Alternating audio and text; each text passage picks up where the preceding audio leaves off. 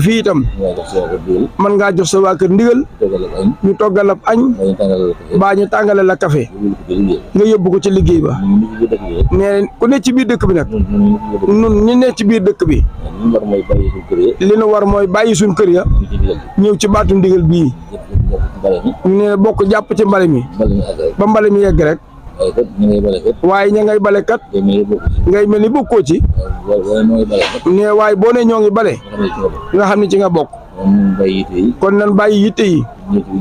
te ñëw nekk ci yitte yi sëriñ bi sëñ bi moom yitte yi moo war a doon suñ yitte de